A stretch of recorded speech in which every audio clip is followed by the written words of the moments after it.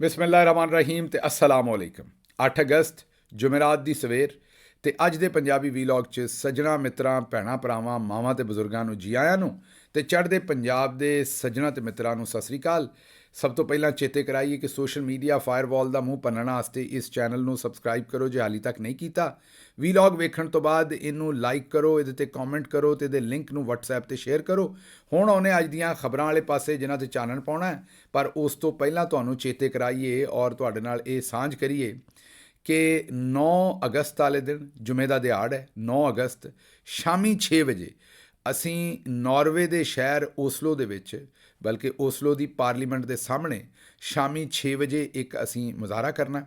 ਮੈਂ ਉੱਥੇ ਮੌਜੂਦ ਹੋਵਾਂਗਾ, ਮੈਂ ਉੱਥੇ ਆ ਰਿਹਾ ਔਰ ਤੁਹਾਡੇ ਨਾਲ ਰਲ ਕੇ ਉੱਥੇ ਮੈਂ ਆਵਾਜ਼ ਚੁੱਕਾਂਗਾ ਜਿਹੜਾ ਇਮਰਾਨ ਖਾਨ ਨੂੰ ਨਾਹੱਕ ਕੈਦ ਕੀਤਾ ਹੈ ਤੇ ਨਾਲ ਜੋ ਕੁਝ ਪਾਕਿਸਤਾਨ ਦੀਆਂ ਔਰਤਾਂ ਨਾਲ ਕੀਤਾ ਗਿਆ, ਸਹਾਫੀਆਂ ਨਾਲ ਕੀਤਾ ਗਿਆ, ਬਜ਼ੁਰਗਾਂ ਨਾਲ ਕੀਤਾ ਗਿਆ, ਪਾਕਿਸਤਾਨ ਦੀ ਜਮਹੂਰੀਅਤ ਨਾਲ ਕੀਤਾ ਗਿਆ, ਜੋ ਲੋਕਾਂ ਦੀ ਹੱਕ ਤਲਫੀ ਹੋਈ ਹੈ, ਉਹ ਸਾਰੇ ਦੇ ਖਿਲਾਫ ਅਸੀਂ ਆਵਾਜ਼ ਚੁੱਕਾਂਗੇ। ਨਾਰਵੇ ਦੇ ਸ਼ਹਿਰ ਓਸਲੋ 'ਚੋਂ ਉੱਥੇ ਪਾਰਲੀਮੈਂਟ ਹਾਊਸ ਦੇ ਸਾਹਮਣੇ ਸ਼ਾਮੀ 6 ਵਜੇ ਅਗਸਤ 9 ਜੁਮੇ ਦੀ ਦਿਹਾੜ, ਜੁਮੇ ਦੀ ਸ਼ਾਮ।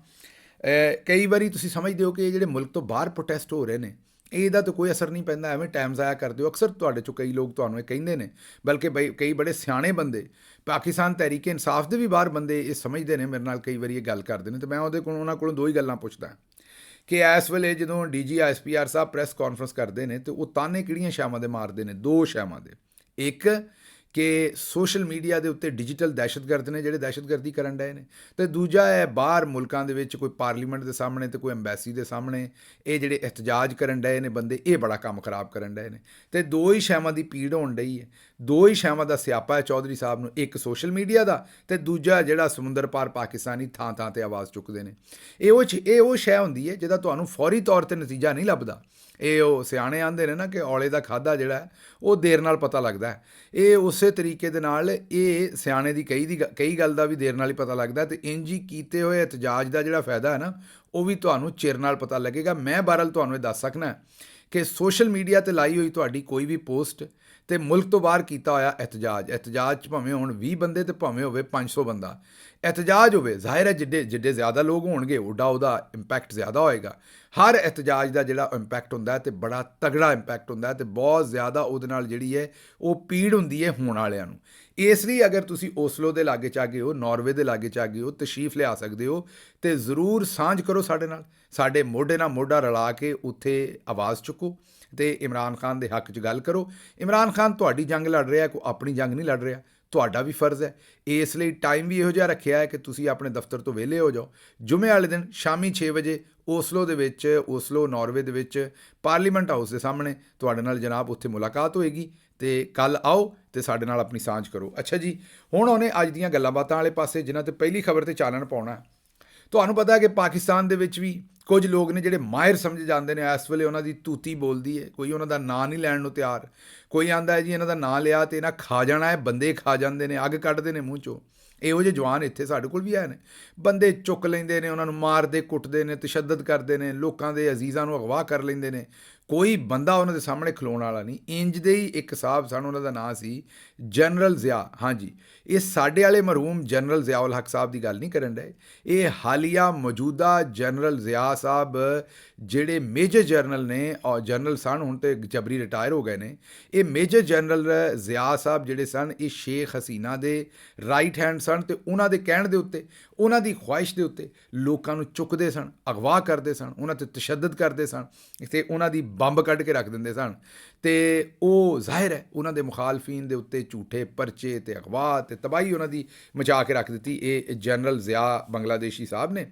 ਅਤੇ ਫਿਰ ਜੋ ਕੁਝ ਖਾਲਦਾ ਜ਼ਿਆ ਸਾਹਿਬਾਂ ਨੂੰ ਜਿਸ ਤਰ੍ਹਾਂ ਜੇਲ੍ਹਾਂ 'ਚ ਪਾਇਆ ਗਿਆ, ਅਤੇ ਹੁਣ ਜੋ ਕੁਝ ਫਿਰ ਸ਼ੇਖ ਹਸੀਨਾ ਦੇ ਨਾਲ ਹੋਇਆ, ਨਿਊਯਾਰਕ ਟਾਈਮ ਨੇ ਇੱਕ ਸਟੋਰੀ ਵੀ ਕੀਤੀ, ਉਹ ਵੀ ਮੈਂ ਤੁਹਾਡੇ ਨਾਲ ਸਾਂਝੀ ਕਰਦਾ। ਹੁਣੇ ਵੱਡਾ ਅਖਬਾਰ ਹੈ, ਤੁਹਾਨੂੰ ਪਤਾ ਦੁਨੀਆ ਦਾ, ਉਹਨਾਂ ਇੱਕ ਸਟੋਰੀ ਕੀਤੀ ਹੈ, ਉਹ ਵੀ ਤੁਹਾਡੇ ਸਾਹਮਣੇ ਰੱਖਦੇ ਕਿ ਹੋਇਆ ਕੀ ਸ਼ੇਖ ਹਸੀਨਾ ਦੇ ਨਾਲ ਅਸਲ ਦੇ ਵਿੱਚ। ਲੇਕਿਨ ਪਹਿਲਾਂ ਤੁਹਾਨੂੰ ਇਹ ਜਨਰਲ ਜ਼ਿਆ ਬੰਗਲਾਦੇਸ਼ੀ ਮੈਂ ਇਸ ਤੋਂ ਆਖਣ ਡਿਆ ਵੀ ਉਹ ਜ਼ਿਆ ਉਲ ਹਕ ਜਿਹੜੇ ਸਾਡੇ ਸਨ ਉਹਨਾਂ ਦੇ ਨਾਲ ਨਾ ਤੁਸੀਂ ਕਿਤੇ ਕਨਫਿਊਜ਼ ਕਰ ਲਓ। ਅਤੇ ਇਹ ਜਿਹੜੇ ਮੇਜਰ ਜਨਰਲ ਜ਼ਿਆ ਬੰਗਲਾਦੇਸ਼ੀ ਸਾਹਿਬ ਸਨ, ਜਿਸ ਵੇਲੇ ਸ਼ੇਖ ਹਸੀਨਾ ਸਾਹਿਬਾ ਜ਼ਾਹਿਰ ਹੈ ਮੁਲਕ ਤੋਂ ਫਰਾਰ ਹੋ ਗਈਆਂ ਔਰ ਉਹਨਾਂ ਦਾ ਹੈਲੀਕਾਪਟਰ ਉਤਰਿਆ ਜਾ ਕੇ ਅਗਰਥਲਾ 'ਚ, ਅਤੇ ਉੱਥੋਂ ਉਹਨਾਂ ਨੂੰ ਜਹਾਜ਼ ਦਿੱਤਾ। ਉਹ ਸਰਕਾਰੀ ਜਹਾਜ਼ ਦੇ ਉੱਤੇ ਜੈੱਟ ਦੇ ਉੱਤੇ ਬਹਿ ਕੇ ਉਹ ਆਪਣੀਆਂ ਦਿੱਲੀ, ਜਿੱਥੇ ਉਹਨਾਂ ਨੂੰ ਅਜੀਤ ਦੋਵਲ ਨੇ ਅੱਗੋਂ ਉਹਨਾਂ ਦਾ ਇਸਤਕਬਾਲ ਕੀਤਾ। ਅਜੀਤ ਦੋਵਲ ਉਹਨਾਂ ਦਾ ਜਿਹੜਾ ਨੈਸ਼ਨਲ ਸਿਕਿਉਰਿਟੀ ਦਾ ਐਡਵਾਈਜ਼ਰ ਹੈ ਜਾਂ ਨੈਸ਼ਨਲ ਸਿਕਿਉਰਿਟੀ ਦਾ ਚੀਫ ਹੈ, ਤੇ ਹੁਣ ਉਹ ਇੱਕ ਨਾਮਾਲੂਮ ਮੁਕਾਮ ਤੇ ਉਹਨਾਂ ਨੂੰ ਸ਼ੇਖ ਹਸੀਨਾ ਨੂੰ ਰੱਖਿਆ। ਇੱਥੇ ਇੱਕ ਬੜੀ ਹੋਰ ਅਹਿਮ ਗੱਲ ਹੈ ਕਿ ਜਿਹੜੀ ਉਹਨਾਂ ਦੀ ਹਾਈਐਸਟ ਬਾਰ ਐਸੋਸੀਏਸ਼ਨ ਹੈ ਵਕੀਲਾਂ ਦੀ, ਗਾਲਬਨ supreme court bar association Bangladesh ਦੀ, ਉਹਨਾਂ ਨੇ ਇੱਕ ਐਲਾਮੀਆ ਜਾਰੀ ਕੀਤਾ ਹੈ ਕਿ ਹਿੰਦੁਸਤਾਨ ਸ਼ੇਖ ਹਸੀਨਾ ਨੂੰ ਗ੍ਰਿਫਤਾਰ ਕਰੇ ਔਰ ਕਰਕੇ ਬੰਗਲਾਦੇਸ਼ ਨੂੰ ਵਾਪਸ ਕਰੇ, ਕਿਉਂਕਿ ਉਹਨੇ ਇਨਸਾਨੀ ਹਕੂਕ ਦੀ ਪਾਮਾਲੀ ਕੀਤੀ ਹੈ ਔਰ 400-500 ਤੋਂ ਜ਼ਿਆਦਾ ਤੇ ਡਾਇਰੈਕਟ ਲੋਕ ਜਿਨ੍ਹਾਂ ਨੂੰ ਹੁਣ ਮਰਵਾਇਆ ਉਹਨੇ ਗੋਲੀਆਂ ਦੇ ਨਾਲ। ਇਸ ਤੋਂ ਇਲਾਵਾ 20,000 ਬੰਦੇ ਨੂੰ ਗ੍ਰਿਫਤਾਰ ਕਰਵਾਇਆ, ਫਾਂਸੀਆਂ ਦਵਾਈਆਂ, ਤੇ ਉਹ ਬੜੇ ਸਾਰੇ ਲੋਕਾਂ ਦੇ ਕਤਲ ਦੇ ਵਿੱਚ ਮਤਲੂਬ ਹੈ। ਤੇ ਸ਼ੇਖ ਹਸੀਨਾ ਨੂੰ ਜਿਹੜਾ ਉਹ ਵਾਪਸ ਹਿੰਦੁਸਤਾਨ ਜਿਹੜਾ ਉਹ ਵਾਪਸ ਕਰੇ। ਹੁਣ ਵੇਖਦੇ ਇਹ ਤੇ ਕੀ ਹੁੰਦਾ ਹੈ, ਹਿੰਦੁਸਤਾਨ ਕਰਦਾ ਕਿ ਨਹੀਂ। ਬਹਰਹਾਲ ਅਸੀਂ ਵਾਪਸ ਚੱਲਨੇ ਮੇਜਰ ਜਨਰਲ ਜ਼ਿਆ ਬੰਗਲਾਦੇਸ਼ੀ ਹੱਲ ਕਿ ਉਹਨੂੰ ਜੇ ਇਸ ਵੇਲੇ ਜਬਰੀ ਰਿਟਾਇਰ ਕਰ ਦਿੱਤਾ ਗਿਆ, ਘਰ ਦੇ ਵਿੱਚ ਹਿਰਾਸਤ 'ਚ ਲਿਆ ਗਿਆ, ਤੇ ਪਤਾ ਇਹ ਲੱਗਾ ਵੀ ਉੱਥੋਂ ਉਹ ਕਿਸੇ ਮੋਟਰਸਾਈਕਲ ਤੇ ਬਹਿ ਕੇ ਕੰਧ ਟੱਪ ਕੇ ਸਰਕਾਰ ਜਿਹੜੇ ਸਨ ਉਹ ਜਾ ਆਪਣੇ ਏਅਰਪੋਰਟ ਦੀ ਜਿਹੜੀ ਫੈਸਿਲਿਟੀ ਸਰਵਿਸਿਜ਼ ਦਾ ਏਰੀਆ ਹੁੰਦਾ ਉੱਥੇ। ਜ਼ਾਹਿਰ ਹੈ ਕਿਉਂਕਿ ਇੰਟੈਲੀਜੈਂਸ ਦੇ ਵਿੱਚ ਰਹੇ ਸਨ ਤੇ ਇੰਟੈਲੀਜੈਂਟ ਸਨ, ਪਰ ਇੰਨੇ ਵੀ ਨਹੀਂ ਸਨ, ਤੇ ਇੰਟੈਲੀਜੈਂਸ ਦੇ ਚੀਫ ਰਹੇ ਸਨ ਉੱਥੇ। ਉਸ ਸਰਵਿਸਿਜ਼ ਦਾ ਮਤਲਬ ਇਹ ਹੈ ਕਿ ਜਿੱਥੇ ਲੰਗਰ ਪਾਣੀ ਦਾ ਇੰਤਜ਼ਾਮ ਹੁੰਦਾ ਜਾਂ ਦੂਸਰੀ ਜਿਹੜੀ ਸਰਵਿਸਿਜ਼ ਜਹਾਜ਼ਾਂ ਨੂੰ, ਜਿਸ ਵੇਲੇ ਜਹਾਜ਼ ਤੁਹਾਡਾ ਜਾ ਕੇ ਪਾਰਕ ਹੁੰਦਾ ਤਾਂ ਤੁਹਾਨੂੰ ਪਤਾ ਉਹਦੇ ਵਿੱਚ ਫੂਡ ਵੀ ਸਪਲਾਈ ਦਿੱਤੀ ਜਾਂਦੀ ਹੈ, ਫਿਰ ਨਾਲ ਉਹਦੇ ਵਿੱਚ ਜਿਹੜੀ ਵੀ ਉਹਦੀ ਸਫਾਈ ਸਾਰੀ ਕਰਨੀ ਹੁੰਦੀ ਹੈ, ਉਹ ਸਰਵਿਸਿਜ਼ ਦਾ ਜਿਹੜਾ ਡਿਪਾਰਟਮੈਂਟ ਹੁੰਦਾ ਉਹ ਕਰਦਾ। ਉੱਥੋਂ ਕਿਸੇ ਗੱਡੀ ਦੇ ਵਿੱਚ ਬਹਿ ਕੇ ਲੁਕ ਛੁਪ ਕੇ ਜਾ ਸਿੱਧਾ ਐਮਿਰੇਟਸ ਏਅਰਲਾਈਨ ਦੀ ਜਿਹੜੀ ਫਲਾਈਟ ਹੈ ਉਹਦੇ ਵਿੱਚ ਜਾ ਚੜ੍ਹੇ ਔਰ ਉੱਥੋਂ ਉਹ ਫਲਾਈ ਕਰਕੇ ਉਹਨਾਂ ਨੇ, ਜ਼ਾਹਿਰ ਹੈ ਬੋਰਡਿੰਗ ਕਾਰਡ ਵਗੈਰਾ ਅੰਦਰ ਖਾਤੇ ਲਿਆ ਹੋਏਗਾ, ਇਮੀਗ੍ਰੇਸ਼ਨ ਵੀ ਸ਼ਾਇਦ ਕਰਵਾਈ ਹੋਵੇ, ਇਹਦਾ ਤਾਂ ਮੈਨੂੰ ਨਹੀਂ ਪਤਾ, ਲੇਕਿਨ ਜਿਹੜੀ ਸਟੋਰੀ ਸਾਨੂੰ ਬੰਗਲਾਦੇਸ਼ ਗਰਾਊਂਡ ਤੋਂ ਆ ਰਹੀ ਹੈ ਕਿ ਉਹ ਲੁਕ ਛੁਪ ਕੇ ਜਹਾਜ਼ ਦੇ ਵਿੱਚ ਜਾ ਵੜੇ ਔਰ ਜਿਸ ਵੇਲੇ ਉਹ ਜਹਾਜ਼ 'ਚ ਚਲੇ ਗਏ ਔਰ ਜਹਾਜ਼ ਵੀ ਦਰਵਾਜ਼ੇ ਬੰਦ ਹੋਏ ਔਰ ਜਹਾਜ਼ ਜਿਹੜਾ ਟੈਕਸੀ ਕਰਨਾ ਸ਼ੁਰੂ ਹੋਇਆ। ਇਹ ਪਿੰਡਾਂ ਵਾਲਿਆਂ ਨੂੰ ਮੈਂ ਦੱਸਣਾ ਵੀ ਜਿਸ ਵੇਲੇ ਜਹਾਜ਼ ਜਿਹੜਾ ਉਹ ਖਲੋਤਾ ਹੁੰਦਾ ਉਹਦੇ 'ਚ ਸਵਾਰੀਆਂ ਬਹਿ ਜਾਂਦੀਆਂ ਨੇ, ਉਸ ਤੋਂ ਬਾਅਦ ਜਿਸ ਵੇਲੇ ਉਹਦੇ ਬੂਹੇ ਬਾਰੀਆਂ ਬੰਦ ਕਰਕੇ, ਬਾਰੀਆਂ ਤਾਂ ਨਹੀਂ ਹੁੰਦੀਆਂ, ਬੂਹਾ ਹੀ ਹੁੰਦਾ ਜ਼ਾਹਿਰ ਹੈ, ਬਾਰੀਆਂ ਤਾਂ ਖੁੱਲ੍ਹਦੀਆਂ ਨਹੀਂ ਉਹਦੀਆਂ, ਤੇ ਉਹ ਜਿਸ ਵੇਲੇ ਉਹਨੂੰ ਤੋਰਦੇ ਨੇ ਤੇ ਉਹ ਉੱਡਣ ਤੋਂ ਪਹਿਲੇ ਜਦੋਂ ਉੱਡਦਾ ਉਸ ਵੇਲੇ ਤੋਂ ਜ਼ਾਹਿਰ ਹੈ ਕਿ ਭੱਜ ਕੇ ਉੱਡਦਾ ਹੈ ਨਾ ਸਪੀਡ ਦੇ ਨਾਲ, ਤੇ ਉਹ ਤਾਂ ਜ਼ਾਹਿਰ ਹੈ ਟੇਕ ਆਫ ਉਹਨੂੰ ਕਰਨਾ ਆਉਂਦੇ ਨੇ, ਲੇਕਿਨ ਉਸ ਤੋਂ ਪਹਿਲਾਂ ਜਿਹੜਾ ਉਹ ਸਹਿਜੇ ਤੁਰ ਕੇ ਤੇ ਉਹ ਰਨਵੇ ਵਾਲੇ ਪਾਸੇ ਨੂੰ ਜਾਂਦਾ ਨਾ, ਉਹਨੂੰ ਟੈਕਸੀ ਕਰਨਾ ਆਖਦੇ ਨੇ। ਤੇ ਕਿਤੇ ਇਹ ਨਾ ਸਮਝੋ ਵੀ ਜਹਾਜ਼ ਨੇ ਟੈਕਸੀ ਕੀਤੀ ਹੁੰਦੀ ਹੈ, ਮਤਲਬ ਕਿ ਟੈਕਸੀ 'ਚ ਬਹਿ ਕੇ ਜਹਾਜ਼ ਜਾਂਦਾ ਹੈ ਤੇ ਉਹਨੇ ਟੈਕਸੀ ਨਹੀਂ ਕੀਤੀ ਹੁੰਦੀ, ਉਹ ਆਪ ਟੈਕਸੀ ਕਰਨ ਡਿਆ ਹੁੰਦਾ। ਬਹਰਹਾਲ ਉਹ ਜਹਾਜ਼ ਜਿਸ ਵੇਲੇ ਟੈਕਸੀ ਕਰ ਰਿਹਾ ਸੀ ਰਨਵੇ ਵਾਲੇ ਪਾਸੇ ਨੂੰ, ਤੇ ਉਸ ਵੇਲੇ ਕਿਸੇ ਨੇ ਸਰਵਿਸਿਜ਼ ਡਿਪਾਰਟਮੈਂਟ ਦੇ ਵਿੱਚੋਂ ਮੁਖਬਰੀ ਕਰ ਦਿੱਤੀ ਕਿ ਸਰਕਾਰ ਇੱਥੋਂ ਦੀ ਲੁੱਕ ਕੇ ਮੇਜਰ ਜਨਰਲ ਜ਼ਿਆ ਬੰਗਲਾਦੇਸ਼ੀ ਸਾਹਿਬ ਐਮਿਰੇਟਸ ਏਅਰਲਾਈਨ ਦੇ, ਮੁਬੈਨਾ ਤੌਰ ਤੇ ਕਵਾਂਗੇ ਕਿਉਂਕਿ ਪ੍ਰਾਈਵੇਟ ਏਅਰਲਾਈਨ ਹੈ, ਜ਼ਾਹਿਰ ਹੈ ਉਹਨਾਂ ਦਾ ਕਸੂਰ ਤਾਂ ਕੋਈ ਨਹੀਂ ਏਅਰਲਾਈਨ ਦਾ, ਉਹਨਾਂ ਨੂੰ ਤਾਂ ਨਹੀਂ ਪਤਾ ਨਾ, ਤੇ ਉੱਥੋਂ ਬੰਗਲਾਦੇਸ਼ ਦੀ ਅਥਾਰਟੀਜ਼ ਦੀ ਕਾਰਵਾਈ ਹੋਏਗੀ, ਇਹਦੇ ਵਿੱਚ ਬੈਠਾ। ਉਹ ਫਿਰ ਜਿਹੜੀ ਏਅਰਲਾਈਨ ਦੀ ਪ੍ਰਵਾਸ ਸੀ ਉਹਨੂੰ ਡੱਕਿਆ ਗਿਆ, ਉਹਨੂੰ ਵਾਪਸ ਮੰਗਵਾਇਆ ਗਿਆ ਗੇਟ ਦੇ ਉੱਤੇ ਔਰ ਫਿਰ ਉਹਦੀ ਤਲਾਸ਼ੀ ਲਈ ਗਈ, ਤੇ ਉਹਦੇ ਵਿੱਚੋਂ ਮੇਜਰ ਜਨਰਲ ਜ਼ਿਆ ਬੰਗਲਾਦੇਸ਼ੀ ਨਿਕਲੇ ਫਰਾਰ ਹੋਣ ਦੀ ਕੋਸ਼ਿਸ਼ ਕਰਦੇ, ਤੇ ਉਹਨਾਂ ਨੂੰ ਫਿਰ ਟੁੱਕ ਕੇ ਲਿਆ ਕੇ ਤੇ ਕਿਤੇ ਉਹਨਾਂ ਨੂੰ ਗ੍ਰਿਫਤਾਰ ਕਰਕੇ ਰੱਖ ਲਿਆ ਗਿਆ। ਇਸੇ ਤਰ੍ਹਾਂ ਉਹਨਾਂ ਦੇ ਕਈ ਸਾਰੇ ਵਜ਼ੀਰ ਵੀ ਢਾਕਾ ਏਅਰਪੋਰਟ ਤੋਂ ਨਿਕਲਣ ਦੀ ਕੋਸ਼ਿਸ਼ ਕਰ ਰਹੇ ਸਨ, ਉਹਨਾਂ ਨੂੰ ਵੀ ਨੱਪ ਲਿਆ ਗਿਆ। ਹੁਣ ਇਹ ਆਖਿਆ ਜਾ ਰਿਹਾ ਕਿ ਕਈ ਉਹਨਾਂ ਦੇ ਜਿਹੜੇ ਵਜ਼ੀਰ ਨੇ, ਕੋਈ ਸਮੁੰਦਰ ਦੇ ਰਾਹ ਤੇ ਕੋਈ ਹਿੰਦੁਸਤਾਨ ਦੇ ਰਾਹ ਜਿਹੜਾ ਦਾएं ਬਾएं ਫਰਾਰ ਜ਼ਰੂਰ ਹੋ ਗਿਆ। ਨਾਲ ਇਹ ਵੀ ਖਬਰਾਂ ਆ ਰਹੀਆਂ ਨੇ, ਜੀਓ TV ਨੇ ਦਿੱਤੀਆਂ ਨੇ, ਕੋਈ 2 ਦਰਜਨ ਦੇ ਕਰੀਬ ਉਹਨਾਂ ਦੇ ਜਿਹੜੇ ਸ਼ੇਖ ਹਸੀਨਾ ਦੀ ਪਾਰਟੀ ਦੇ ਜਿਹੜੇ ਬੜੇ ਸਾਰੇ ਮੈਂ ਹੀ ਕਹਾਂਗਾ ਕਿ ਕਾਰਗੁਜ਼ਾਰ ਕਰਨ ਵਾਲੇ ਉਹਨਾਂ ਦੇ ਲੋਕ ਸਨ, ਉਹਨਾਂ ਦੇ ਲੀਡਰਾਂ ਸਨ, ਉਹਨਾਂ ਦੀਆਂ ਲਾਸ਼ਾਂ ਮਿਲੀਆਂ ਨੇ, ਕੋਈ 2 ਦਰਜਨ ਤੋਂ ਜ਼ਿਆਦਾ ਲੋਕਾਂ ਦੀਆਂ। ਤੇ ਤੁਸੀਂ ਆਪੇ ਸੋਚ ਸਕਦੇ ਹੋ ਕਿ ਉੱਥੇ ਕਿੰਨਾ ਜ਼ਿਆਦਾ, ਔਰ ਹੁਣ ਮੈਂ ਤੁਹਾਨੂੰ ਬਹੁਤ ਸਾਰੀ ਫੁਟੇਜ ਨਹੀਂ ਵਿਖਾ ਸਕਦਾ, ਇਹੋ ਜਿਹੀ ਫੁਟੇਜ ਆ ਰਹੀ ਕਿ ਪੁਲਿਸ ਨੇ ਤਾਲਿਬ ਇਲਮ ਨੂੰ ਘਰੋਂ ਕੱਢਿਆ, 1 ਫੁੱਟ ਦੀ ਦੂਰੀ ਤੋਂ ਉਹਦੇ ਸਿਰ 'ਚ ਗੋਲੀ ਮਾਰ ਕੇ ਤੇ ਉਹਨੂੰ ਮਾਰ ਦਿੱਤਾ, ਔਰ ਇਸੇ ਤਰੀਕੇ ਨਾਲ ਲੋਕਾਂ ਨੂੰ ਲੱਭ ਇਹਨਾਂ ਮਾਰਿਆ, ਔਰ ਸੈਂਕੜਾਂ ਲੋਕਾਂ ਨੂੰ ਮਾਰਿਆ, ਹਜ਼ਾਰਾਂ ਲੋਕਾਂ ਨੂੰ, ਇਹ ਅਜੇ ਨੰਬਰ ਪੂਰੇ ਸਾਹਮਣੇ ਆਣ ਨਹੀਂ ਰਹੇ। ਦੂਜੇ ਪਾਸੇ ਤੁਹਾਨੂੰ ਪਤਾ ਹੀ ਹੈ ਕਿ ਡਾਕਟਰ ਯੂਨਸ ਗ੍ਰਾਮੀਣ ਬੈਂਕ ਦੇ ਜਿਹੜੇ ਕਰਜ਼ੇ ਦਿੰਦੇ ਸਨ, ਬੜੀ ਮਸ਼ਹੂਰ ਹੋਏ ਨੇ ਪੂਰੀ ਦੁਨੀਆ 'ਚ ਕਿ ਗਰੀਬਾਂ ਨੂੰ ਕਰਜ਼ੇ ਦਿੰਦੇ ਸਨ, ਉਹ ਡਾਕਟਰ ਯੂਨਸ ਸਾਹਿਬ ਜਿਹੜੇ ਨੇ ਉਹਨਾਂ ਨੂੰ ਹੁਣ ਪ੍ਰਾਈਮ ਮਿਨਿਸਟਰ ਜਾਂ ਹੈੱਡ ਆਫ ਬੰਗਲਾਦੇਸ਼ੀ ਜਿਹੜੀ ਸਟੇਟ ਹੈ ਉਹ ਫਿਲਹਾਲ ਨਾਮਜ਼ਦ ਕੀਤਾ ਗਿਆ। ਵੇਖਦੇ ਹਾਂ ਹੁਣ ਇਲੈਕਸ਼ਨ ਹੁੰਦਾ ਕਿ ਨਹੀਂ। ਡਾਕਟਰ ਯੂਨਸ ਸਾਹਿਬ ਨੇ ਵੀ ਸਿਆਸਤ 'ਚ ਆਪਣੀ ਕਿਸਮਤ ਅਜ਼ਮਾਈ ਸੀ, ਜੋ ਨਵਾਜ਼ ਸ਼ਰੀਫ ਔਰ ਦੂਜੇ ਟੱਬਰ ਨੇ ਇਮਰਾਨ ਖਾਨ ਨਾਲ ਕੀਤਾ ਸੀ, ਉਹ ਹੀ ਸ਼ੇਖ ਹਸੀਨਾ ਨੇ ਡਾਕਟਰ ਯੂਨਸ ਨਾਲ ਕੀਤਾ ਸੀ। ਪਰ ਡਾਕਟਰ ਯੂਨਸ ਤੇ ਬਦਦਿਲ ਹੋ ਕੇ ਸਿਆਸਤ ਛੱਡ ਗਏ। ਇਮਰਾਨ ਖਾਨ ਤੇ ਜ਼ਾਹਿਰ ਹੈ 27 ਸਾਲ ਡਟਿਆ ਰਿਹਾ, 28 ਸਾਲ, ਤੇ ਫਿਰ ਜਾ ਕੇ ਤੁਹਾਡੇ ਸਮਝ 'ਚ ਉਹਦੀ ਗੱਲ ਆਈ। ਬਹਰਹਾਲ ਜੀ ਇਹ ਤਾਂ ਸੂਰਤ ਹਾਲ ਸੀ ਜੀ ਉੱਥੇ ਜੋ ਕੁਝ ਹੋਇਆ। ਹੁਣ ਅਗਲੀ ਖਬਰ ਤੁਹਾਨੂੰ ਦਿੰਦੇ, ਉਹ ਅਜ਼ੀਜ਼ ਬਲੋਚ।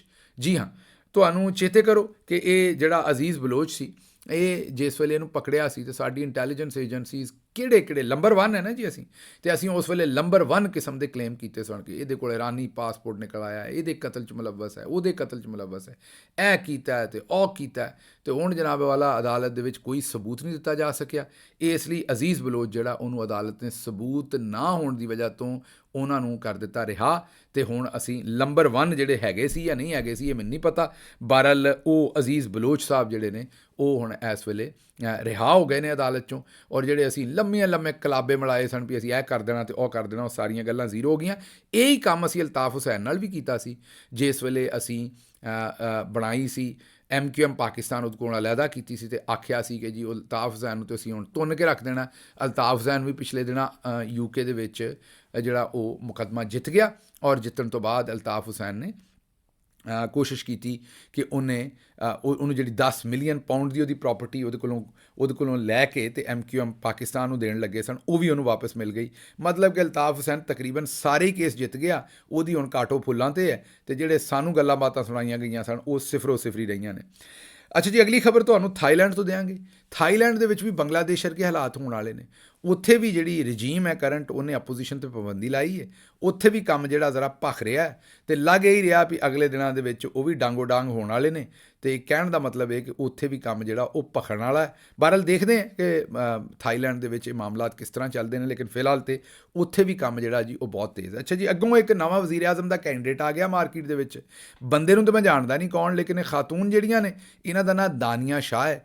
ਇਹਨਾਂ ਦੀ ਪਹਿਲਾਂ ਵਿਆਹ ਹੋਇਆ ਸੀ ਇਹਨਾਂ ਦਾ ਮਰਹੂਮ ਆਮਿਰ ਲਿਆਕਤ ਸਾਹਿਬ ਦੇ ਨਾਲ। ਆਮਿਰ ਲਿਆਕਤ ਸਾਹਿਬ ਨੂੰ ਤੁਸੀਂ ਸਾਰੇ ਜਾਣਦੇ ਹੀ ਹੋ, ਅੱਲਾ ਉਹਨਾਂ ਦੀ ਮਗਫਰਤ ਫਰਮਾਏ। ਮਰਹੂਮ ਆਮਿਰ ਲਿਆਕਤ ਸਾਹਿਬ ਦੇ ਨਾਲ ਇਹਨਾਂ ਦਾ ਵਿਆਹ ਹੋਇਆ ਸੀ ਦਾਨੀਆ ਸ਼ਾਹ ਸਾਹਿਬਾ ਦਾ। ਬਾਅਦ ਦੇ ਵਿੱਚ ਇਹਨਾਂ ਇੱਕ ਦੂਜੇ ਦੇ ਉੱਤੇ ਬੜੇ ਇਲਜ਼ਾਮ ਲਾਏ, ਪਤਾ ਨਹੀਂ ਅਲੈਹਦਗੀ ਹੋਈ ਕੀ ਹੋਇਆ, ਫਿਰ ਵਫਾਤ ਪਾ ਗਏ ਆਮਿਰ ਲਿਆਕਤ ਸਾਹਿਬ, ਤੁਹਾਨੂੰ ਪਤਾ ਹੈ। ਤੇ ਹੁਣ ਦਾਨੀਆ ਸ਼ਾਹ ਸਾਹਿਬਾ ਨੇ ਇੱਕ ਨਵਾਂ ਵਿਆਹ ਕੀਤਾ। ਜਿਨ੍ਹਾਂ ਨਾਲ ਵਿਆਹ ਕੀਤਾ ਉਹ ਤਾਂ ਕੋਈ ਬਹੁਤ ਹੀ ਵੱਡੇ ਲੀਡਰ ਨੇ। ਉਹ ਕੀ ਆਖਦੇ ਨੇ ਇਹ ਜ਼ਰਾ ਸੁਣੋ। अर्ज यह है कि इस बच्चे को हम कोशिश कर रहे हैं कि वजारत उज़्मा पे ले जाए, वजीर आजम बने। गप नहीं मार रहा मैं, इसका हक बनता है। अगर ये वजीर आजम बना, पाकिस्तान तरक्की कर जाएगा। पाकिस्तान में झगड़े बिल्कुल नहीं होंगे। इसकी अक्ल ठीक है, क्या कह रहा हूँ। और हमारे गैर मुल्कों से भी झगड़ा नहीं होगा। ये बहुत अच्छा बच्चा है, ये इस काबिल है। आज मुझे एक एंकर पर्सन मुझसे पूछ रहे थे कि एक तरफ इमरान खान हो, दूसरी तरफ आसिफ अली जरदारी हो, तीसरी तरफ नवाज शरीफ साहब हो, चौथी तरफ फलां, तो आप किसके साथ बैठना पसंद करेंगे। मैंने कहा मैं खुद, क्या कहा, कॉन्फिडेंस लेवल है यार, मुझसे नहीं होती किसी की खुशामद। मैं खुद लीडर टाइप बंदा हूं, मैं किसी के पीछे कैसे चलूं। अगला बंदा हो सकता है कल को मुझे लिफ्ट ना करवाए। तो इंशाल्लाह मैं बहुत जल्द, अगली जो मेरी सोच है, ये लोधरा में इंशाल्लाह इलेक्शन लड़ेगी और MNA का इलेक्शन लड़ेगी। मैं तो शुजाबाद में इलेक्शन लड़ूंगा और MNA का इलेक्शन लड़ूंगा। अगर किस्मत ने साथ दिया तो हम इंशाल्लाह पाकिस्तान के अंदर सदारती निजाम लेकर आएंगे। ये गप्पे नहीं है, बातें नहीं है। हम फेमस लोग हैं, हम जो चाहेंगे, जो जबान से निकालेंगे, इंशाल्लाह वो होगा। ਸੁਣ ਲਿਆ ਜੇ। ਹੁਣ ਮੈਨੂੰ ਨਹੀਂ ਪਤਾ ਤੁਸੀਂ ਇੱਥੇ ਹੱਸਣਾ ਜਾਂ ਨਹੀਂ। ਉਹਦੇ 'ਚ ਉਹਨਾਂ ਨੇ ਇੱਕ ਬੜੀ ਸੁਥਰੀ ਗੱਲ ਕੀਤੀ ਹੈ। ਉਹਨਾਂ ਕਿਹਾ ਮੈਂ ਲੀਡਰ ਟਾਈਪ ਬੰਦਾ ਹੈ। ਮਾਜ਼ਰਤ ਨਾਲ ਜਿਹੜਾ ਮੈਂ ਅੱਗੋਂ ਲਫ਼ਜ਼ ਕਹਿ ਰਿਹਾ, ਇਹਨਾਂ ਨਹੀਂ ਕਹਿ ਰਿਹਾ ਮੈਂ ਭਾਈ ਸਾਹਿਬ ਨੂੰ, ਮੇਰੇ ਲਈ ਤਾਂ ਮੁਹਤਰਮ ਨੇ, ਮੈਂ ਇਹਨਾਂ ਨੂੰ ਕਿਵੇਂ ਕਹਿ ਸਕਦਾ। ਲੇਕਿਨ ਮੈਂ ਵੈਸੇ ਜੋ ਅਸੀਂ ਪਿੰਡਾਂ ਪੁੰਡਾਂ 'ਚ ਸੁਣਦੇ ਰਹੇ ਹਾਂ ਵੀ ਅਕਸਰ ਲੋਕਾਂ ਦੇ ਬਾਰੇ ਆਂਦੇ ਸਨ ਵੀ ਯਾਰ ਇਹ ਕੰਜਰ ਟਾਈਪ ਬੰਦਾ ਹੈ, ਜਾਂ ਕੋਈ ਆਪਣੇ ਆਪ ਨੂੰ ਤਾਂ ਨਹੀਂ ਸੀ ਕਹਿੰਦਾ ਪਰ ਲੋਕੀ ਆਂਦੇ ਸਨ ਯਾਰ ਇਹ ਕੰਜਰ ਟਾਈਪ ਬੰਦਾ ਹੈ। ਇਹ ਪਹਿਲੀ ਵਾਰੀ ਅਸੀਂ ਸੁਣਿਆ ਵੀ ਮੈਂ ਲੀਡਰ ਟਾਈਪ ਬੰਦਾ ਜਾਂ ਕੋਈ ਲੀਡਰ ਹੁੰਦਾ ਹੈ ਜਾਂ ਨਹੀਂ, ਪਰ ਮੈਂ ਲੀਡਰ ਟਾਈਪ ਬੰਦਾ ਹੈ ਪਹਿਲੀ ਵਾਰੀ ਸੁਣ ਰਹੇ ਹਾਂ। ਅਤੇ ਬਾਹਰ ਉਹਨਾਂ ਆਖਿਆ ਜੀ ਕਿ ਅਸੀਂ ਵੱਡੇ ਲੋਕ ਹੈ, ਮਸ਼ਹੂਰ ਲੋਕ ਹੈ, ਜੋ ਅਸੀਂ ਆਖਾਂਗੇ ਉਹੀ ਹੋਏਗਾ। ਬਸ ਕੰਮ ਹੀ ਮੁੱਕ ਗਿਆ ਕਿ ਹੁਣ ਮੈਨੂੰ ਸਿਰਫ ਫਿਕਰ ਇੱਕ ਹੀ ਹੈ ਵੀ ਤੁਹਾਨੂੰ ਪਤਾ ਵੀ ਸਾਡੇ ਚੌਧਰੀ ਸਾਹਿਬ ਨਲਾਇਕ ਲੋਕਾਂ ਨੂੰ ਬੜਾ ਪਸੰਦ ਕਰਦੇ ਨੇ, ਜਿਨ੍ਹਾਂ ਦੇ ਪੱਲੇ ਕੁਛ ਨਾ ਹੋਵੇ ਉਹਨਾਂ ਨੂੰ ਚੁੱਕ ਕੇ ਹਕੂਮਤਾਂ 'ਚ ਪਾਉਂਦੇ ਨੇ। ਹੁਣ ਮੈਨੂੰ ਮੁਸੀਬਤ ਇਹ ਪੈ ਗਈ ਹੈ ਕਿ ਕਿਤੇ ਸਾਡੀ ਬਾਜੀ ਮਰੀਮ ਦੇ ਥਾਂ 'ਤੇ ਸਾਡੇ ਚੌਧਰੀ ਸਾਹਿਬ ਦੀ ਨਜ਼ਰ ਦਾਨੀਆ ਸ਼ਾਹ ਬੀਬੀ 'ਤੇ ਨਾ ਪੈ ਜਾਏ। ਅਤੇ ਫਿਰ ਸੋਚੋ, ਫਿਰ ਜੇ ਉਹ ਚੀਫ ਮਿਨਿਸਟਰ ਬਣ ਜੇ ਪੰਜਾਬ ਦੀ ਤਾਂ ਫਿਰ ਕੀ ਬਣੇਗਾ। ਅਤੇ ਬਾਕੀ ਹੋ ਵੀ ਸਕਦਾ ਤੁਹਾਨੂੰ ਇਹ ਮੇਰੀ ਗੱਲ ਐਵੇਂ ਹੀ ਅਜੀਬ ਜੀ ਲੱਗਦੀ ਹੋਏਗੀ, ਪਰ ਅਸੀਂ ਨੰਬਰ 1 ਹੈ ਅਤੇ ਨੰਬਰ 1 ਬੰਦੇ ਦਾ ਤਾਂ ਕੰਮ ਹੀ ਹੈ ਵੀ ਨੰਬਰ 1 ਲੋਕਾਂ ਨੂੰ ਲਿਆ ਕੇ ਹਕੂਮਤ 'ਚ ਪਾਉਣਾ ਅਤੇ ਅਸੀਂ ਭਾ ਵੀ ਸਕਦੇ ਹਾਂ। ਸਾਨੂੰ ਐਡਾ ਵੀ ਤੁਸੀਂ ਜਿਹੜਾ ਨਾ ਉਹ ਅੰਡਰ ਐਸਟੀਮੇਟ ਨਾ ਕਰੋ। ਅੱਛਾ ਜੀ, ਅੱਗੇ ਤੁਹਾਡੀ ਆਪਣੀ ਧੀ, ਤੁਹਾਡੀ ਆਪਣੀ ਭੈਣ ਆਲੀਆ ਹਮਜ਼ਾ ਬੜੀ ਦਲੇਰੀ ਨਾਲ ਜੇਲ੍ਹ ਕੱਟ ਕੇ ਆਈ ਹੈ। ਕੋਈ ਤਕਰੀਬਨ 15-16 ਮਹੀਨੇ ਉਹਨੇ ਜੇਲ੍ਹ ਕੱਟੀ ਹੈ ਔਰ ਬੜੀ ਦਲੇਰੀ ਨਾਲ ਕੱਟੀ ਹੈ। ਉਹਨਾਂ ਦੇ ਸ਼ੌਹਰ ਨੇ ਵੀ ਬੜੀ ਦਲੇਰੀ ਦੇ ਨਾਲ, ਉਹਨਾਂ ਦੀਆਂ ਬੇਟੀਆਂ ਨੇ ਵੀ ਬੜੀ ਦਲੇਰੀ ਦੇ ਨਾਲ ਸਾਥ ਦਿੱਤਾ। ਉਹਨਾਂ ਦੀ ਬੁੱਢੀ ਵਾਲਦਾ ਨੇ ਬੜੀ ਦਲੇਰੀ ਨਾਲ, ਬਜ਼ੁਰਗ ਮਾਂ ਨੇ ਬੜੀ ਦਲੇਰੀ ਦੇ ਨਾਲ ਸਾਥ ਦਿੱਤਾ। ਆਲੀਆ ਹਮਜ਼ਾ ਇਮਰਾਨ ਖਾਨ ਦੇ ਨਾਅਰੇ ਮਾਰਦੀ ਸੀ ਤੇ ਫੜੀ ਗਈ ਸੀ, ਤੇ ਅੱਜ ਛੁੱਟੀ ਹੈ ਤੇ ਉਹ ਵੀ ਨਾਅਰੇ ਮਾਰਦੀ। ਬਹਰਹਾਲ ਅਸਾਂ ਤੁਹਾਨੂੰ 1-2 ਦਿਨ ਪਹਿਲਾਂ ਦੱਸਿਆ ਸੀ ਵੀ ਹੁਣ ਆਲੀਆ ਹਮਜ਼ਾ ਸਾਹਿਬਾ ਤੇ ਜਿਹੜਾ ਵੀ ਜ਼ੁਲਮ ਕਰਨਾ ਸੀ ਉਹ ਕਰ ਲਿਆ, ਹੁਣ ਉਹਨਾਂ ਦੀ ਜਾਨ ਛੁੱਟ ਗਈ ਤੇ ਅੱਗੋਂ ਉਹਨਾਂ ਨੂੰ ਗ੍ਰਿਫਤਾਰ ਨਹੀਂ ਕਰਨਗੇ।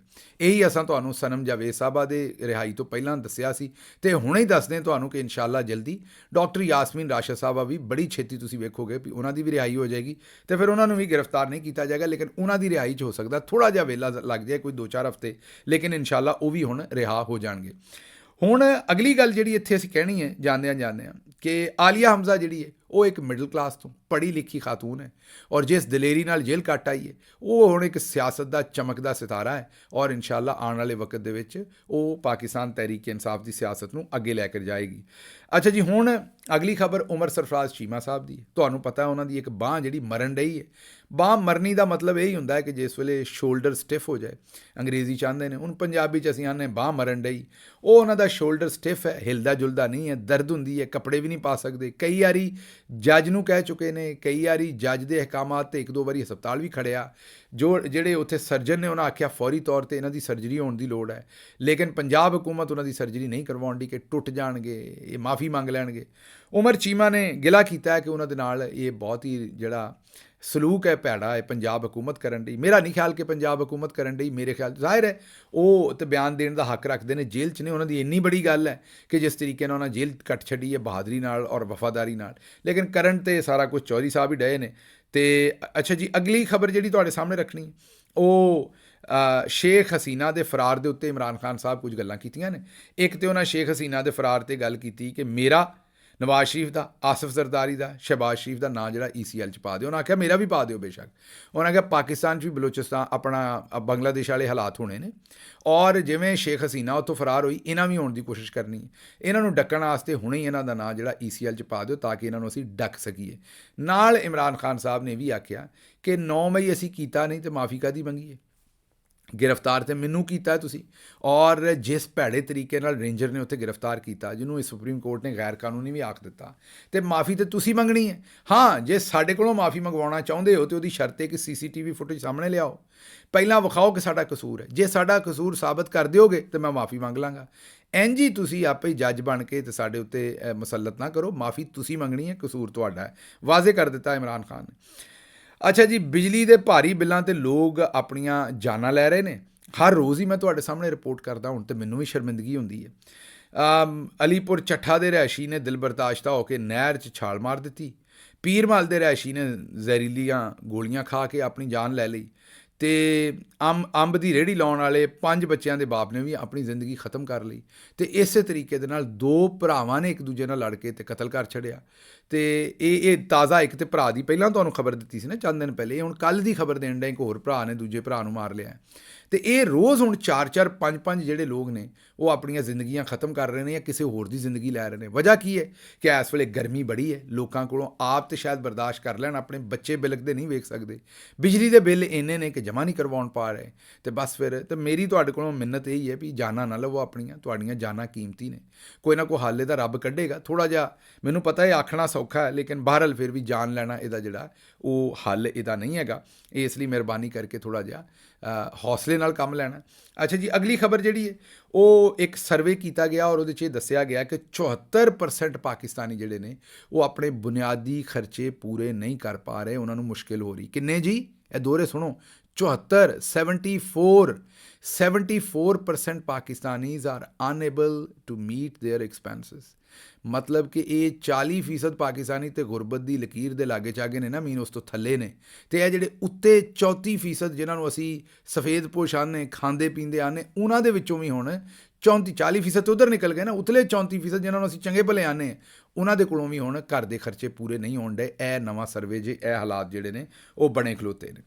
ਅੱਛਾ ਜੀ, ਅੱਗੇ ਸਾਡੇ MNA ਨੇ, ਤਗੜਾ MNA ਇਮਤਿਆਜ਼ ਚੌਧਰੀ, ਇਜਾਜ਼ ਚੌਧਰੀ ਦਾ ਭਰਾ ਹੈ ਔਰ ਮੰਡੀ ਬਹਾਉਦੀਨ ਤੋਂ ਹੈ, ਔਰ ਤਗੜਾ ਉਹਨੇ ਹੁਣ ਦਾ ਸਬੂਤ ਦਿੱਤਾ, ਮੰਡੀ ਬਹਾਉਦੀਨ ਦਾ ਨਾਂ ਰੌਸ਼ਨ ਕੀਤਾ। ਉਹਨਾਂ ਨੂੰ ਚੁੱਕਿਆ ਗਿਆ ਸੀ, ਪਹਿਲੇ ਉਹਨਾਂ ਨੂੰ ਚੁੱਕਿਆ ਸੀ, ਤੁਹਾਨੂੰ ਪਤਾ ਹੈ ਕਿ ਉਹਨਾਂ ਨੂੰ ਚੁੱਕ ਕੇ ਏਜੰਸੀਆਂ ਨੇ ਤੇ ਦੇ ਛੱਡਿਆ ਉਹਨਾਂ ਨੂੰ ਐਂਟੀ ਕਰਪਸ਼ਨ ਨੂੰ। ਉਸ ਤੋਂ ਬਾਅਦ ਉਹਨਾਂ ਨੂੰ ਹੁਣ ਅਗਵਾ ਕਰ ਲਿਆ ਹੋਇਆ, ਤੇ ਉਹਨਾਂ ਦੀ ਬੁੱਢੀ ਵਾਲਦਾ, ਮਾਵਾਂ ਸਾਂਝੀਆਂ ਹੀ ਹੁੰਦੀਆਂ ਨੇ, ਪਤਾ ਨਹੀਂ ਹੈ ਜਿਹਨਾਂ ਚੁੱਕਿਆ ਉਹਨਾਂ ਨੂੰ ਇਹ ਮਾਂ ਆਪਣੀ ਮਾਂ ਕਿਉਂ ਨਹੀਂ ਲੱਗਦੀ। ਗੱਲ ਨਹੀਂ ਸੀ ਕਰਾਉਣ ਡੇ ਮਾਂ ਨਾਲ। ਮਾਂ ਬੜੀ ਪਰੇਸ਼ਾਨ ਸੀ ਔਰ ਮਾਂ ਜੀ ਜਿਹੜੇ ਉਹ ਬਿਮਾਰ ਵੀ ਸਨ ਤੇ ਦਵਾਈ ਵੀ ਨਹੀਂ ਸੀ ਲੈਂਦੇ ਤੇ ਰੋਟੀ ਵੀ ਨਹੀਂ ਸੀ ਖਾ ਰਹੇ। ਬਹਰਹਾਲ ਫਿਰ ਚਲੋ ਕਿਸੇ ਦੇ ਦਿਲ ਦੇ ਵਿੱਚ ਕੋਈ ਪਤਾ ਨਹੀਂ ਖੌਫੇ ਖੁਦਾ ਆਇਆ ਤੇ ਆਖਿਰਕਾਰ ਉਹਨਾਂ ਦੀ ਗੱਲ ਕਰਵਾਈਏ। ਇਹ ਗੱਲ ਕੀ ਕਰਵਾਈਏ ਇਹ ਜ਼ਰਾ ਸੁਣੋ। ओ मैं प्याज है ओ मैं वाला जी जी जी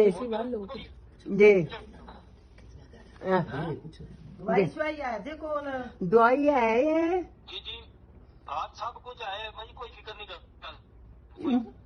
आला अपनी तबीयत ठीक है अबू?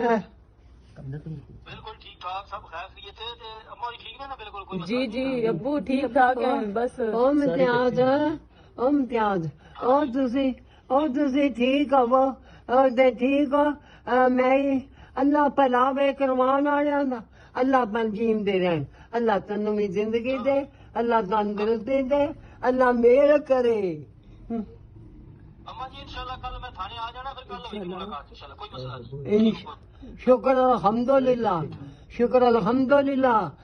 जेड़ा तेरी गल करवान लगे अल्लाह उन्नू अजर दे, मैं दुआवां बड़ियां देनियां। अबू आप वो ठीक है? बिल्कुल ठीक ठाक सब खैर अल्लाह का। दवाई ठीक चलें ठीक है अबू ठीक है। खुदा हाफिज। ਸੁਣ ਲਿਆ ਜੀ, ਇੱਥੇ ਪਾਕਿਸਤਾਨ ਦੇ ਹਾਲਾਤ ਗਏ ਨੇ। ਇਹ ਤੁਹਾਡੇ ਮੁਲਕ ਦਾ ਇਲੈਕਟਿਡ ਮੈਂਬਰ ਨੈਸ਼ਨਲ ਅਸੈਂਬਲੀ ਹੈ ਜਿਹਨੂੰ ਅਗਵਾ ਕੀਤਾ ਹੋਇਆ ਤੇ ਅਗਵਾ ਕੁਨੰਦਗਾਨ ਜਿਹੜੇ ਨੇ ਉਹ ਉਹਦੀ ਗੱਲ ਕਰਵਾਉਣ ਡਏ ਨੇ। ਮਤਲਬ ਇਸ ਤੋਂ ਵੱਡੀ ਬਦਮਾਸ਼ੀ ਹੋ ਸਕਦੀ ਹੈ ਕਿ ਜਿਹਨਾਂ ਅਗਵਾ ਕੀਤਾ ਬਬਾਂਗੇ ਦੋਹਲ ਅਗਵਾ ਕਰਕੇ ਵੀ ਰੱਖਿਆ ਤੇ ਉਹ ਗੱਲ ਵੀ ਕਰਾਉਣ ਡਏ ਤੇ ਕੋਈ ਕਾਜ਼ੀ ਫਾਇਜ਼ ਈਸਾ ਤੇ ਕੋਈ ਗੱਲ ਨਹੀਂ ਕਰ ਸਕਦਾ। ਔਰ ਉਸ ਤੋਂ ਬਾਅਦ ਆਉਂਦੇ ਨੇ ਅਦਾਲਤਾਂ ਆਜ਼ਾਦ ਨੇ ਤੇ ਮੈਂ ਪਤਾ ਨਹੀਂ ਕੀ ਹੈ। ਮਤਲਬ ਇੱਥੇ ਮੈਂ ਕੀ ਆਖਾਂ, ਇੱਥੇ ਹੀ ਆਖ ਸਕਦਾ ਕਿ ਇਸ ਪੂਰੇ ਨਿਜ਼ਾਮ ਦੇ ਉੱਤੇ ਲੱਖ ਦੀ ਲਾਹਨਤ ਹੈ।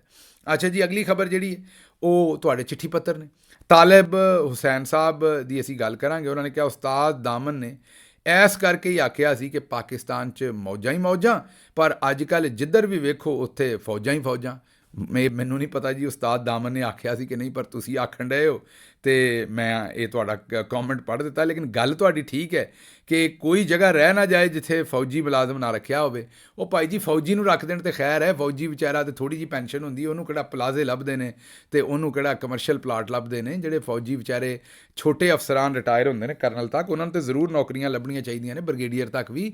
ਪਰ ਇਹ ਜਿਹੜੇ ਸਾਨ ਉੱਤੋਂ ਰਿਟਾਇਰ ਹੁੰਦੇ ਨੇ, ਸਾਨ ਦਾ ਮਤਲਬ ਮੇਰਾ ਹੈ ਵੀ ਜਿਹਨਾਂ ਨੂੰ ਭਾਰਾ ਮਾਲ ਮਿਲਦਾ ਹੈ, ਉਹਨਾਂ ਨੂੰ ਐਡੀ ਨੌਕਰੀ ਦੀ ਲੋੜ ਨਹੀਂ ਹੁੰਦੀ, ਪਰ ਉਹਨਾਂ ਨੂੰ ਨੌਕਰੀਆਂ ਦੇ ਠੋਕੀ ਆਉਂਦੇ ਨੇ, ਇੱਕ ਤੋਂ ਬਾਅਦ ਦੂਸਰੀ, ਦੂਸਰੀ ਤੋਂ ਬਾਅਦ ਤੀਸਰੀ। ਤੇ ਤੁਹਾਡੀ ਗੱਲ ਜਿਹੜੀ ਹੈ ਉਹ ਠੀਕ ਹੈ।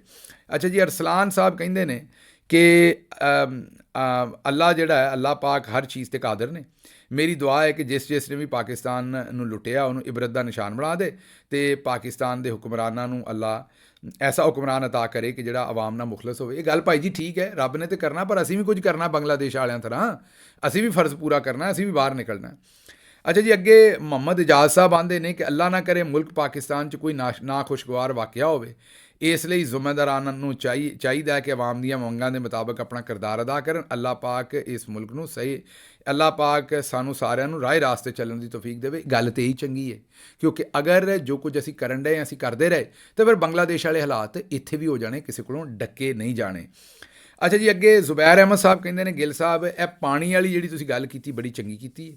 ਤੁਸੀਂ ਇਸ ਮਸਲੇ ਨੂੰ ਮਜ਼ੀਦ ਉਜਾਗਰ ਕਰੋ। ਜਿਹੜਾ ਅਸੀਂ ਮਸੀਤਾਂ ਦੇ ਵਿੱਚ ਤੇ ਵਜ਼ੂ ਕਰਦੇ ਹੋਇਆਂ ਤੇ ਪਾਣੀ ਜ਼ਾਇਆ ਕਰਦੇ ਨੇ ਤੇ ਛਪਕ ਹਰ ਪਾਸੇ ਗਿੱਲਾ ਹੀ ਗਿੱਲਾ ਕਰ ਦਿੰਦੇ ਨੇ ਹਰ ਸ਼ੈ ਨੂੰ, ਉਹਦੇ 'ਤੇ ਗੱਲ ਕੀਤੀ ਸੀ ਤੇ ਉਹਨਾਂ ਆਖਿਆ ਕਿ ਤੁਸੀਂ ਇਸ ਮਸਲੇ ਨੂੰ ਹੋਰ ਉਜਾਗਰ ਕਰੋ। ਉਲਮਾ ਹਜ਼ਰਾਤ ਨੂੰ ਵੀ ਇੱਥੇ ਗੱਲ ਕਰਨੀ ਚਾਹੀਦੀ ਇਸ ਮਸਲੇ 'ਤੇ ਔਰ ਪਾਣੀ ਜ਼ਾਇਆ ਕਰਨ ਤੋਂ ਬਚਾਉਣਾ ਚਾਹੀਦਾ, ਇਹ ਗੁਨਾਹ ਹੈ। ਬਿਲਕੁਲ ਜੀ, ਇਹਦੇ 'ਤੇ ਤੁਸੀਂ ਵੀ ਗੱਲ ਕਰੋ ਤੇ ਅਸੀਂ ਵੀ ਕਰਾਂਗੇ। ਤੇ ਹੁਣ ਬਹਰਹਾਲ ਜੀ ਆਖਰੀ ਜਿਹੜਾ ਕਮੈਂਟ ਤੁਹਾਡੇ ਸਾਹਮਣੇ ਰੱਖਣਾ ਉਹ ਤਾਰਿਕ ਮਹਿਮੂਦ ਸਾਹਿਬ ਨੇ। ਉਹ ਆਉਂਦੇ ਨੇ ਕਿ ਜਦੋਂ ਲਾਵਾ ਅੰਦਰ ਹੀ ਅੰਦਰ ਪੱਕ ਰਿਹਾ ਹੁੰਦਾ ਤੇ ਫਿਰ ਇੰਝ ਹੀ ਭੁਚਾਲ ਆਉਂਦਾ ਜਿਵੇਂ ਬੰਗਲਾਦੇਸ਼ 'ਚ ਆਇਆ, ਤੇ ਸਾਨੂੰ ਚਾਹੀਦਾ ਹੈ ਕਿ ਅਸੀਂ ਬੰਦੇ ਬਣ ਜਾਈਏ ਇਸ ਤੋਂ ਪਹਿਲਾਂ ਕਿ ਫਿਰ ਸਾਡੇ ਮੁਲਕ 'ਚ ਵੀ ਇਹ ਹੋਵੇ ਜੋ ਉੱਥੇ ਹੋਇਆ। ਅੱਗੇ ਜੀ ਅਸਦ ਗੁਜਰ ਸਾਹਿਬ ਨੇ, ਉਹ ਆਉਂਦੇ ਨੇ ਟੈਕਸ ਅਸੀਂ ਦੇਈਏ ਤੇ 25% ਤਨਖਾਹਾਂ ਉਹਨਾਂ ਸਰਕਾਰੀ ਮੁਲਾਜ਼ਮਾਂ ਦੀਆਂ ਵਧਣ ਜਿਹੜੇ ਰਿਸ਼ਵਤ ਲੈਣ ਤੋਂ ਬਗੈਰ ਕੰਮ ਨਹੀਂ ਕਰਦੇ। ਗੱਲ ਤਾਂ ਠੀਕ ਹੈ।